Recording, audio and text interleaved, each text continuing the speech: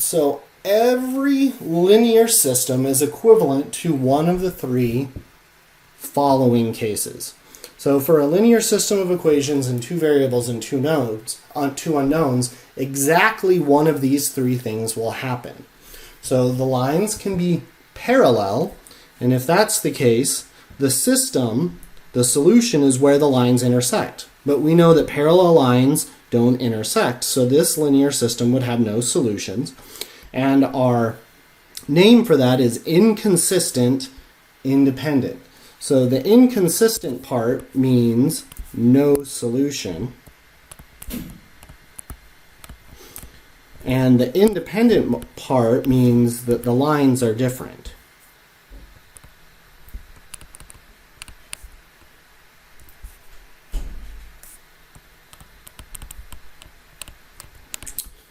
The next possibility, which is the one we see most often, is the lines intersect at exactly one point, and when that happens, the point of intersection right here is our solution. So this linear system would have the solution at 0, 4, because that's the point where the two lines intersect. So we have exactly one solution, and when we have the word consistent, it means it has a solution.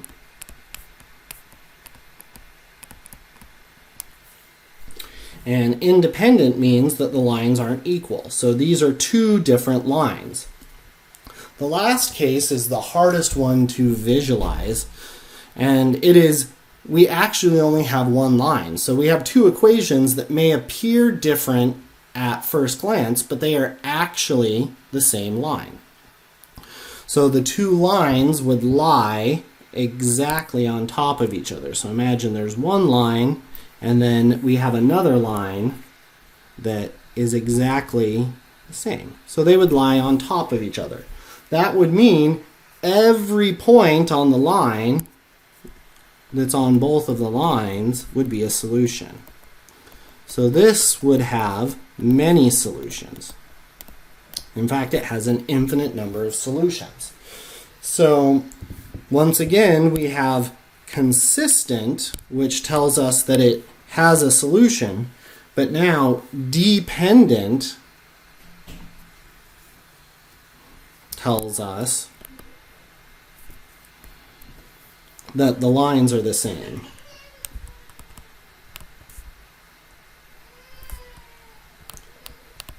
So those are our two possibilities, or our three possibilities for this. So those keywords consistent and inconsistent tell us whether it has a solution or if it doesn't. And dependent and independent and dependent tell us whether the lines are the same or the lines are not the same. So inconsistent independent means the two lines there's no solution and the two lines are different. Consistent independent tells us there is a solution and the lines are not the same. Consistent dependent tells us that it has a solution and the lines are the same, which really means if the lines are the same, then every point on the line is a solution.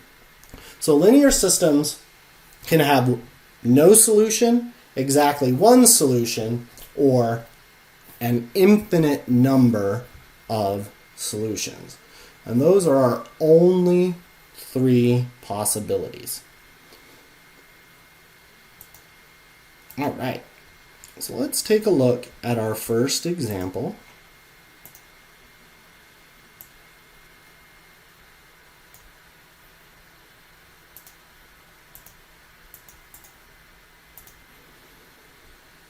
So we wish to solve this linear system of equations by graphing. So then our goal is we need to graph each of these lines. In order to graph them, we need to convert to slope-intercept form.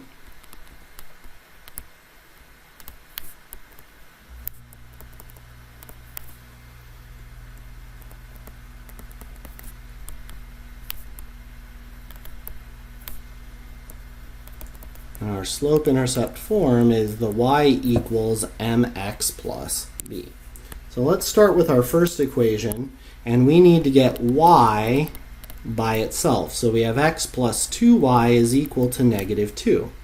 So I minus x and I minus x. That gives me 2y is equal to negative x take away 2. We divide by 2, divide by 2, divide by 2, and we get y equals negative 1/2 x take away 1.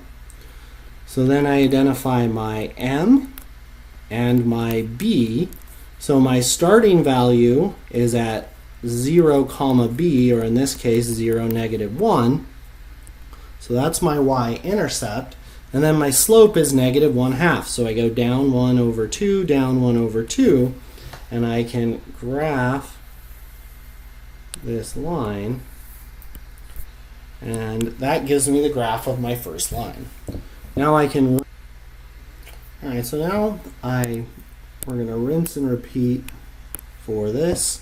And we had negative 3x plus 4y equals negative 24. So then I add 3x and I add 3x.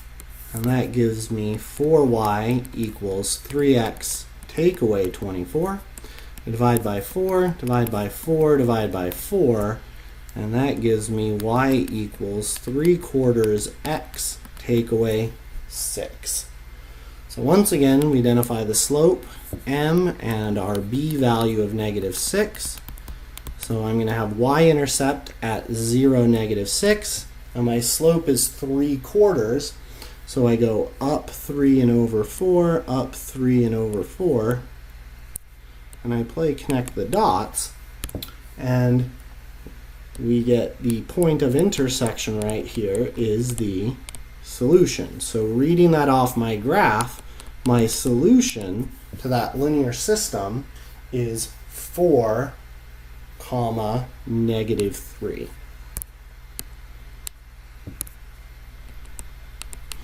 So now, since we know the solution is 4, negative 3, what does that mean?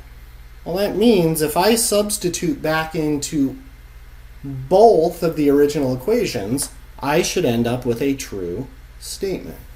So my first equation was x plus 2y equals negative 2. So if I put in my values, I would have 4 plus 2 times negative 3, and I want to know, question mark, does that equal negative 2?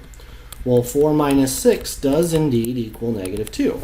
So our solution that we found checks in the first equation. Our second equation was negative 3x plus 4y equals negative 24. If we put our x and our y back into this equation, we have negative 3 times 4 plus 4 times negative 3, and we want to know, question mark, does that equal negative 24? Well, negative 3 times negative 3 times 4 is negative 12.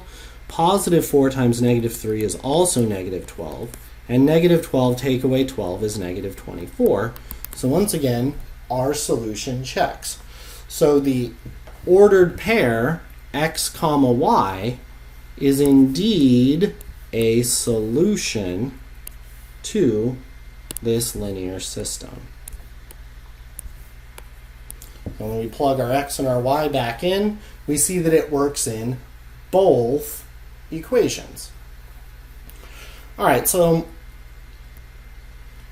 we found this by graphing these by hand.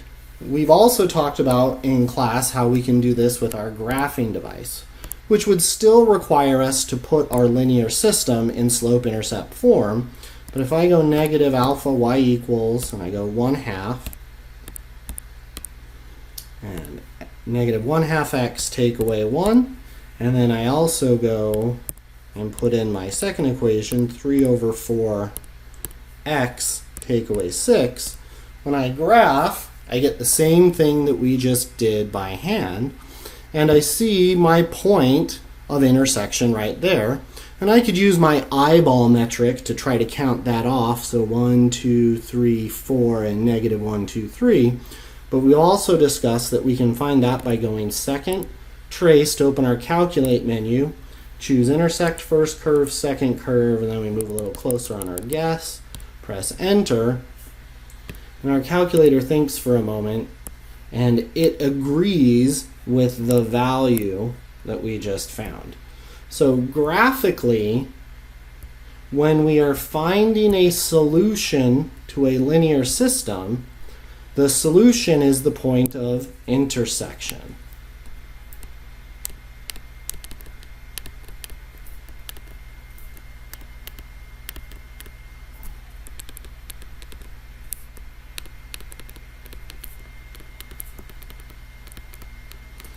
So this is helpful, and we can use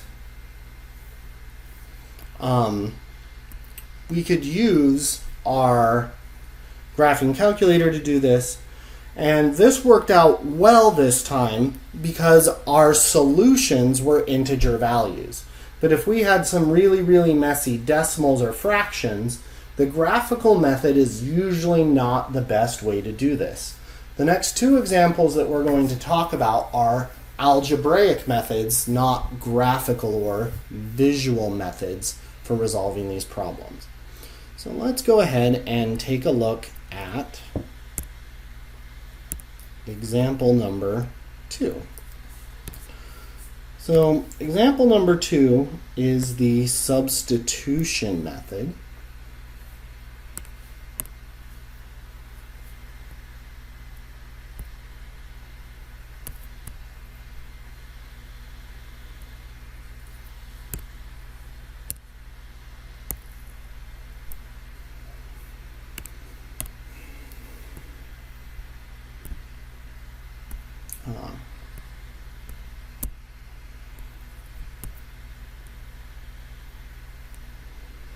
And so let's outline how we do the substitution method. So the first thing we need to do when using the substitution method is we need to isolate a variable in either equation.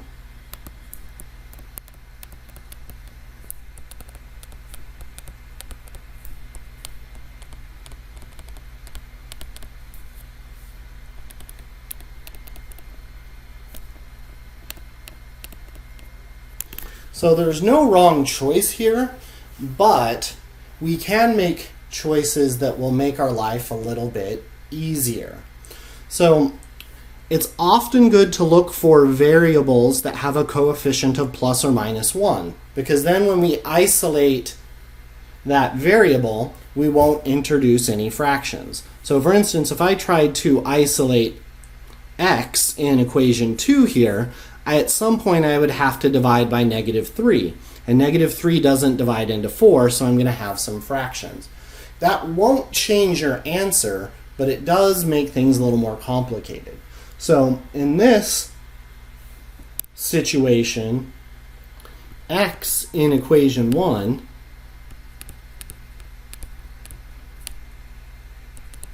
is the best choice. So if we go ahead and isolate the x in that equation, we have x plus 2y equals -2. To isolate x, we minus 2y, we minus 2y, and we get x equals -2y take away 2. So then step 2 is we are going to substitute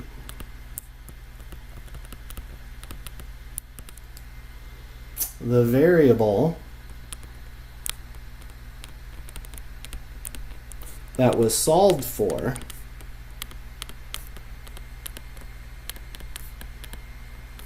in 1 into, let me be clear, step 1 into the other equation. So we isolated x in equation 1, so we need to substitute into equation 2.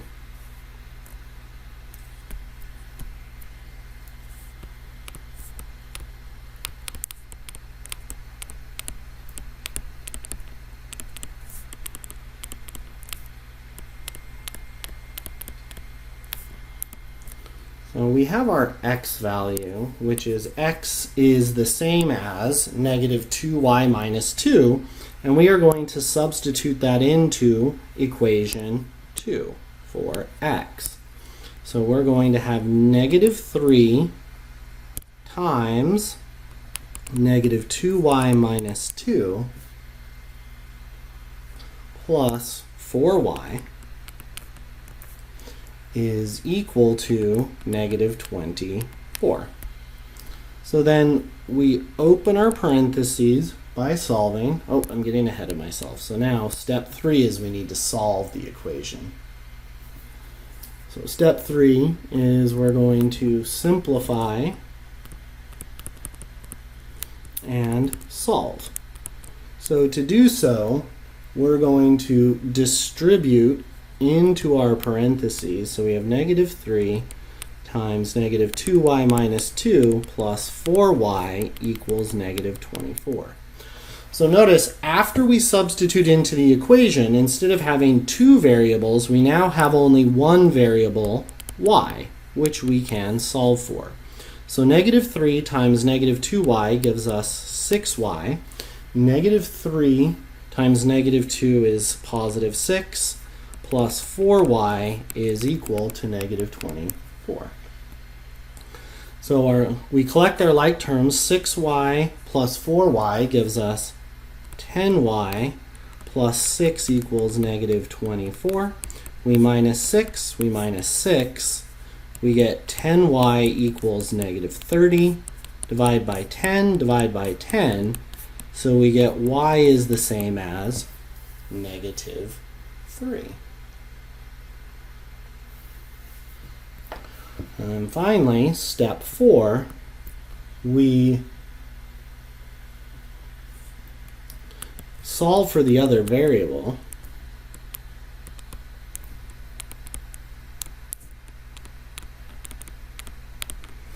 by using the equation from step 1. So our equation from step 1 was x equals negative 2y minus 2. And we now have our y value, so we're going to plug that in. So we would have x equals negative 2 times negative 3 minus 2. So a negative times a negative gives us a positive, so we get 6 minus 2, which gives us 4. So then we now have x and we have our y. So we've solved for both x and y. Our x we just found is 4, and our y from the previous step is negative 3. So we've seen this before. In fact, that was the exact same solution we got when we solved this equation graphically. So that is one thing to note. Regardless of which method we use to resolve a linear system, whether it's graphing, substitution, or elimination, you will always get the same answer. So the solution is method independent. So you won't get a different answer if you use graphing than if you use substitution or elimination. All right, with that said, we are going to do example number 3, which is the same linear system, but this time we are going to use the elimination method. So the elimination method is the best method because it is the method that generalizes best to systems of equations with more variables and more equations. So in 9.1, we're reviewing solving system of equations with 2 variables and 2 unknowns. In the next section, we're going to expand that. Both substitution and graphing don't work well with 3 equations and 3 unknowns, or more equations and more unknowns, but the elimination method generalizes very, very well. So elimination works as follows. So we choose a variable to eliminate. And there is no wrong choice for a variable to eliminate. For no reason whatsoever, I'm going to pick y. If you pick x, you will get exactly the same thing. So I'm going to just pick y.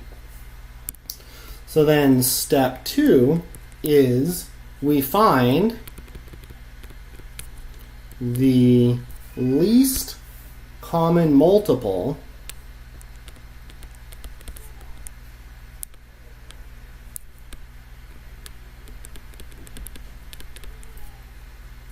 so the LCM of the coefficients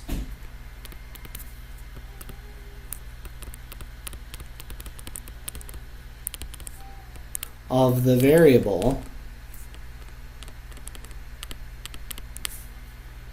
from step 1. So we picked y in step 1, so we're going to look at the y coefficients of 2 and 4. So what is the least common multiple of 2 and 4? Well, since 2 divides into 4, 4 is the least common multiple. This is the same as finding the quote-unquote LCD if they were denominators in fractions. So our least common multiple for 2 and 4 is 4. So then step 3 is we fix each equation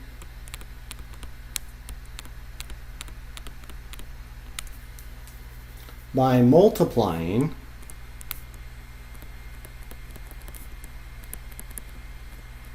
both sides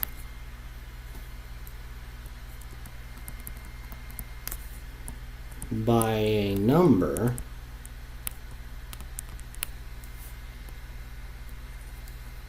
to get equal but opposite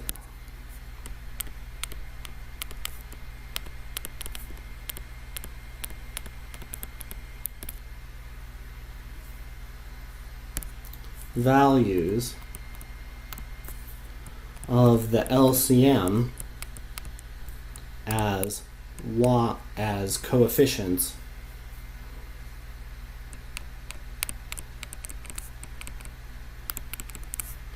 on the variable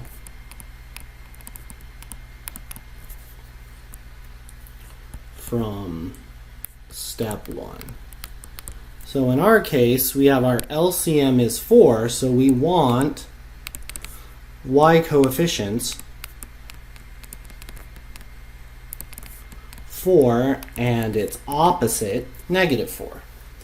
So we look at each of our equations. So in order to make the second equation already has a y coefficient of 4, what would I have to multiply my first equation by in order to make the y coefficient equal to 4, but I want the opposite? So I would need to multiply equation 1 by -2. So we're going to multiply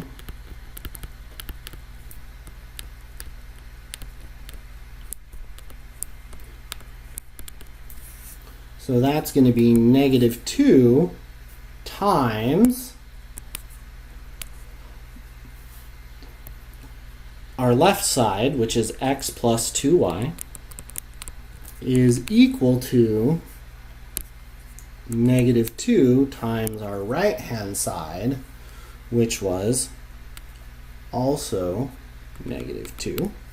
And when I do that, I get my new equation 1 is -2x minus 4y is equal to +4.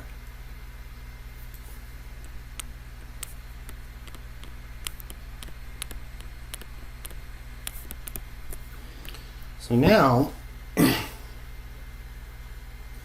the second equation doesn't need anything done to it. It was fine how it was, because it already has the coefficient of 4. So we have 3x plus 4y was equal to negative 24. And we'll note that these, the y coefficients,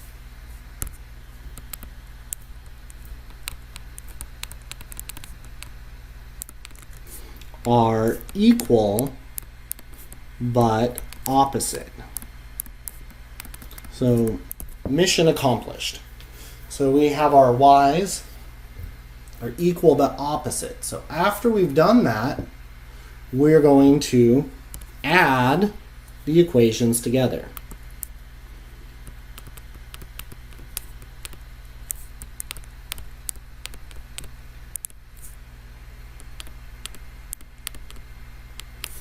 To eliminate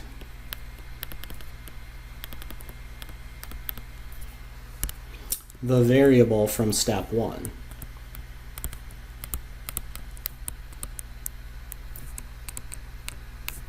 So we chose to eliminate the y's, so if we line up our two equations, our new equation 1 is negative 2x minus 4y is equal to 4, and we line them up at the equal sign. Equation 2 didn't change, as negative 3x plus 4y equals negative 24.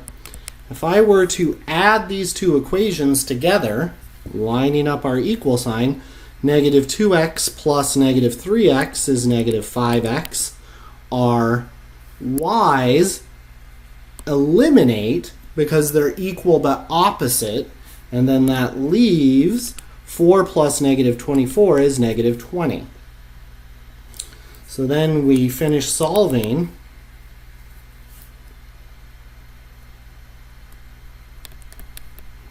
Sorry, and then I forgot to add and solve, so then we divide by negative 5, divide by negative 5, and that gives us x is the same as 4.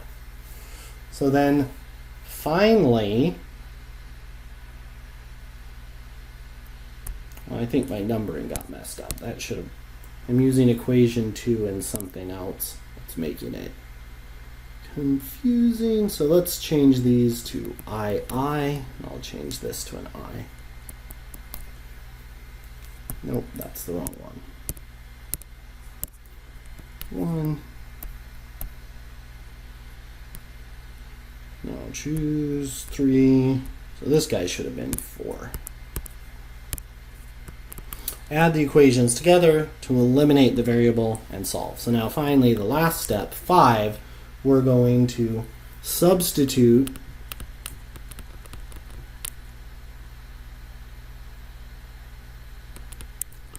the answer from step 4 back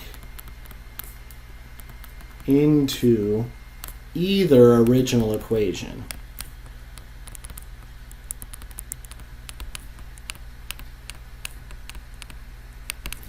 So it doesn't matter which one we pick. I'm going to pick equation 1.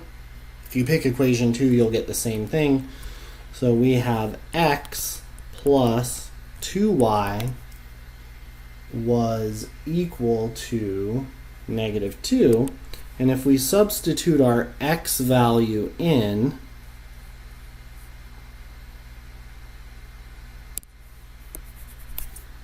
here, that gives us 4 plus 2y is equal to negative 2. So we minus 4, and we get 2y equals negative 6. Divide by 2, divide by 2. So we get y equals negative 3 again. And the solution, the x comma y, is 4, negative 3. So we'll notice once again we got the same solution solving it this way as we did when we did graphing or substitution. So all three methods will give us the same answer. The one nice thing about the elimination method, as we'll see shortly, is it generalizes to larger systems of linear equations.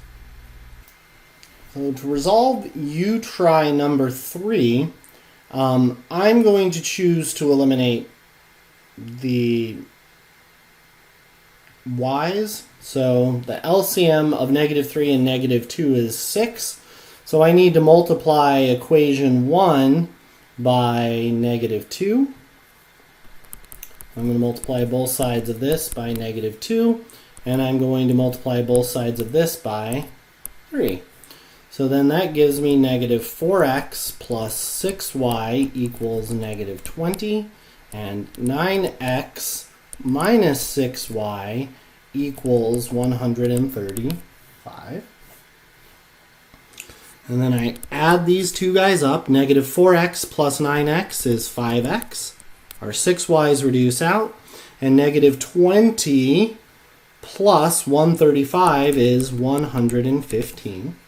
So then I divide by 5, I divide by 5, and that gives me x is equal to 23. Then I substitute my x back into either of the original equations. So I get 2 times 23 minus 3 times y is equal to 10. So that is 46 minus 3y is equal to 10. I minus 46 minus 46 to get -3y equals -36. Divide by -3, divide by -3, and we get y is the same as the number 12. So our solution to this system is the ordered pair x comma y, where x is 23 and y is 12. So I know most of you guys chose to eliminate the x's instead of y's, but did you end up with the same answer? Certainly, right? So in these ones, there's many paths, once again, from A to B. So if you're working with someone else and they do the problem a different way, that's fine. All we really care about is at the end, did we get the same x value and y value? Because there are many, many ways to resolve all of these equations. All right, so let's go and take a look at example number 4.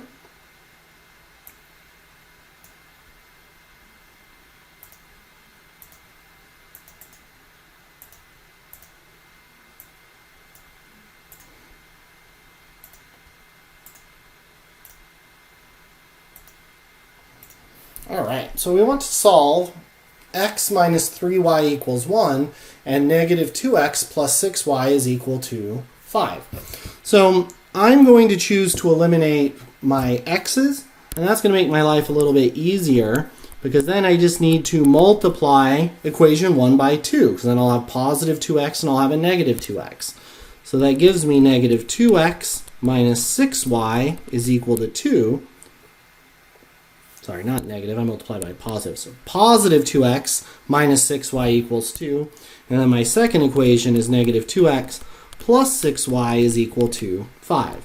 So I add these up, and my x's eliminate as I expected, but now something a little unexpected happens. I have a -6y plus a positive 6y, so they also eliminate. So if everything on the left-hand side eliminates, that just leaves me with 0. And then on the right-hand side, I have 2 plus 5, which is equal to 7. So this is very different than what happened in the previous examples.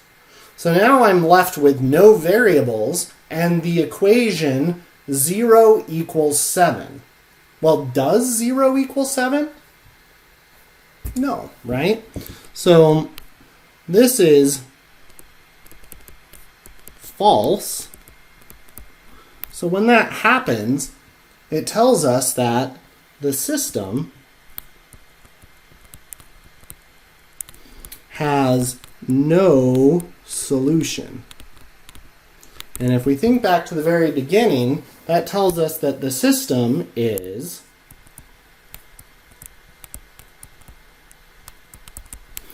inconsistent,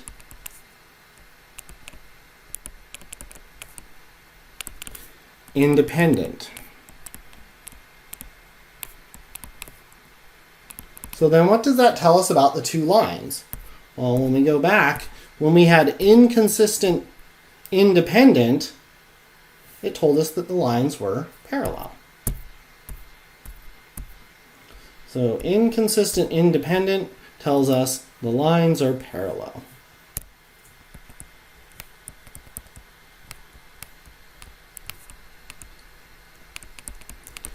and don't intersect.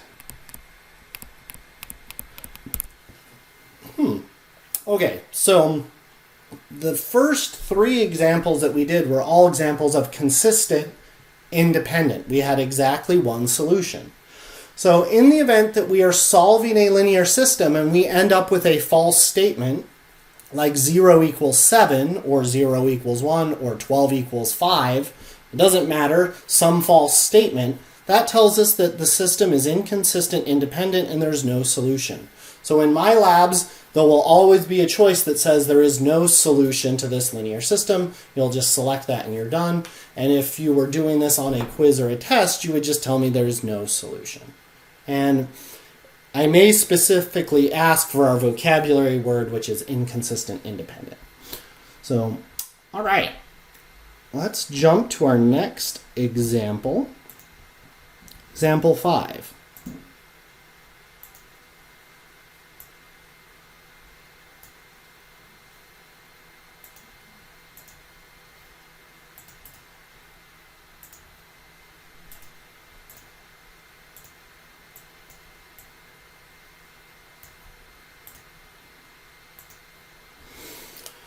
So once again, we're going to use the same technique. I'm going to multiply this by -2, and I'm going to multiply this by -2. And that gives me -2 times 2x is -4x. -2 times 3y is -6y is equal to 6 times -2 is -12. And then my second equation is 4x plus 6y is equal to 12. So I add them up. The x's eliminate, and you're like, ha, you did it again, Professor Peterson. The y's eliminate, and I get 0 equals, but now on the right-hand side, what's -12 plus 12? Also 0. So unlike the previous example, does 0 equal to 0? Yes, it does. This is true. So this means that our system has an infinite number of solutions.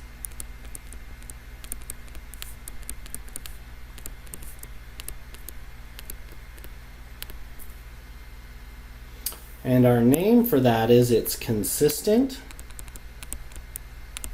dependent. So this was the case where our two lines are actually the same line. So when we run into this situation, we have to go a step further. So when we have a consistent dependent system,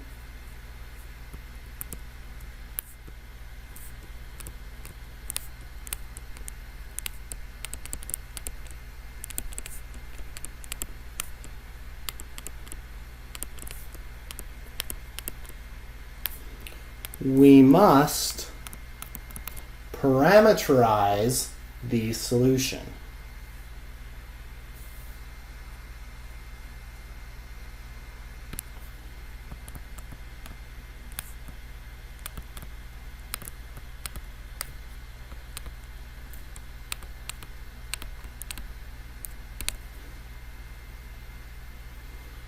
So to parameterize the solution,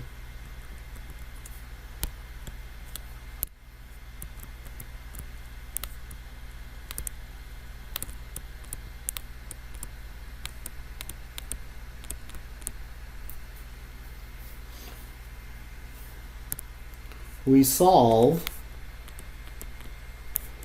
either equation for y. So it doesn't matter which one we solve for y, because when we're in consistent dependent, what does that really tell us? That the lines were actually the same line, right? So if we solve either of those equations for y, we're going to get the same thing. So that's why we have the choice of either. It doesn't matter, because the lines are actually the same. And if we analyze this, if you look at the two equations, they're actually, if I multiply the first one by 2, they would be exactly the same thing. So let's take equation 1, which is 2x plus 3y is equal to 6, and we're going to solve it for y. So we minus 2x and we minus 2x, and we get 3y is equal to negative 2x plus 6. And we divide by 3, divide by 3, and divide by 3. We get y equals negative 2 over 3x plus 2. So the solution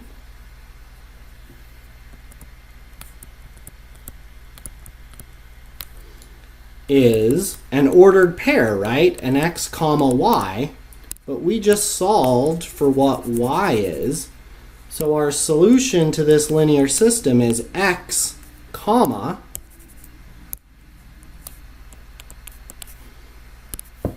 negative 2/3 x plus 2 for every real number x.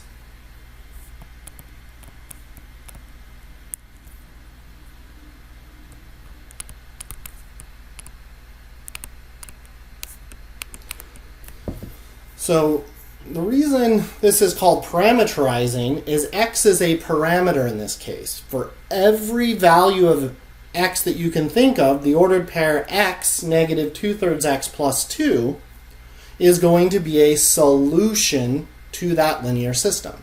It has an infinite number of solutions, but they all have to follow that pattern. So you can't just pick any ordered pair. That won't work. The ordered pairs have to satisfy this relationship. All right. We are now ready for example number 6.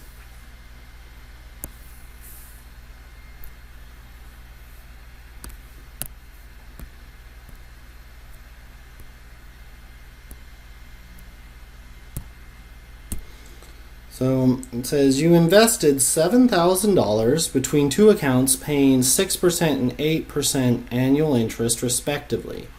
If the total interest earned for the year is $480, how much was invested at each rate? Well, let's define some variables. So let's let x be the amount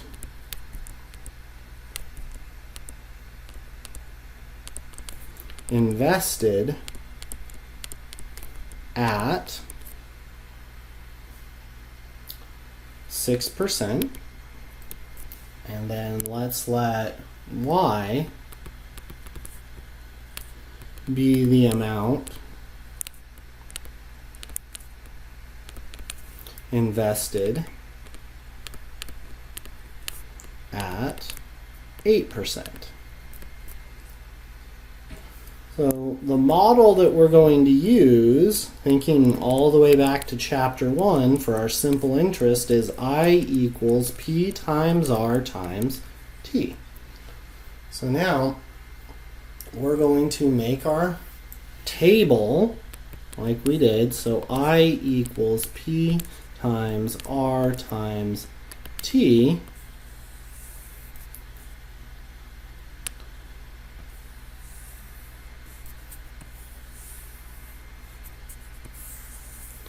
And we have our accounts, we have our 6%, we have our 8%, and then we have our total. And now we're going to fill in the information that we know. So we have our principal, which is our starting amount, our rate, and our time. So in the 6% account, our rate is 0.06, and in the 8% account, our rate is 0.08. And then we have, by definition, we let x be the amount invested at 6%. So that's our principal. And we let y be the amount invested at 8%. That's our y. And then we're told that the total interest earned for the year was $480. And then once again, we have that same thing that came up back in chapter 1. If it's for 1 year, that means our time is 1. So then our interest, I, is equal to P times R times T. So x times 0.06 times 1 gives us 0.06x when we multiply all those together. And y times 0.08 times 1 gives us 0.08y. Well then, if this is the interest from account 1, and this is the interest, or the interest from the 6% account, and the interest from the 8% account, they have to add up to the total interest. So we need to solve 0.06x plus 0.08y is equal to 480. Well, that's two variables in one equation. We still need one more equation. Well, we have one piece of information we haven't used yet, and what was that? That we invested $7,000. That was a total. Well then, what does this column have to tell us right here? Well, the interest column said 0.06x plus 0.08y equals 480. The principal column tells us that x plus y has to equal to 7,000. And we need to solve this system. So this was our orange equation, and this was our red equation. So when solving linear systems,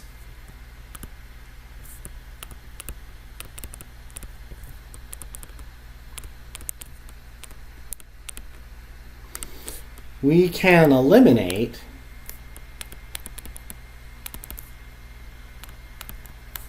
fractions or decimals by multiplying both sides of the equation